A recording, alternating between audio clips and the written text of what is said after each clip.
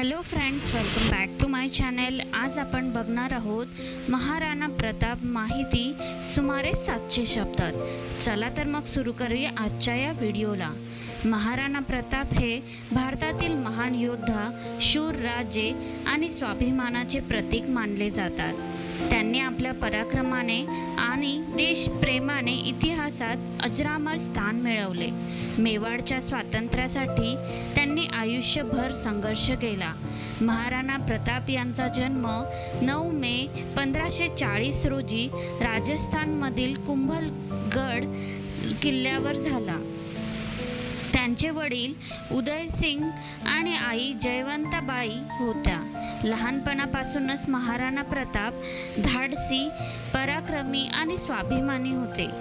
त्यांना युद्धकला, घोडेस्वारी, शस्त्रविद्येचे शिक्षण देण्यात आले। महाराणा प्रताप हे मेवाडचे राजा होते। त्या काळात भारतात मुघल सम्राट अकबर याचे राज्य होते।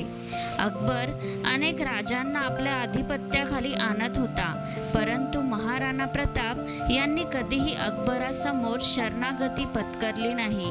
त्यांनी स्वाभिमान आणि स्वातंत्र्यासाठी संघर्ष करण्याचा निर्णय घेतला।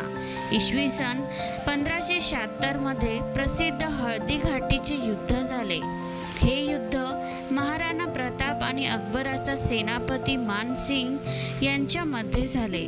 या युद्धात महाराणा प्रताप यांनी अतुलनीय शौर्य दाखवले। त्यांचा प्रिय घोडा चेतक देखील इतिहासात प्रसिद्ध झाला। युद्धामध्ये चेतकने महाराणांचे प्राण वाचवले।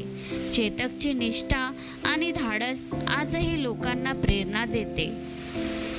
हळदी घाटीच्या युद्धानंतरही महाराणा प्रताप यांनी हार मानली नाही।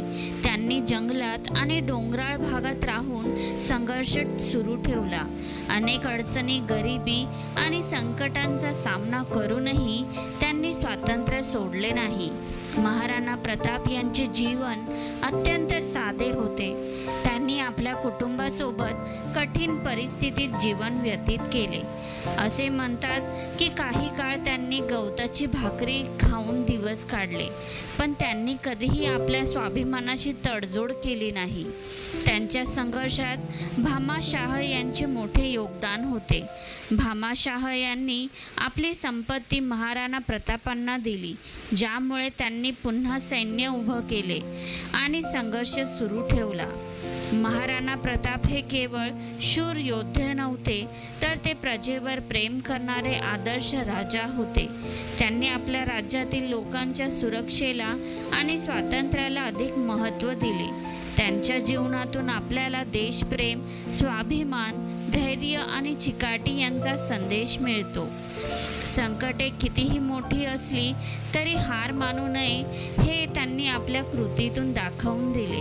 इसवी सन 1597 मध्ये महाराणा प्रताप यांचे निधन झाले, पण त्यांचे कार्य आणि पराक्रम आजही भारतीयांच्या मनात जिवंत आहेत।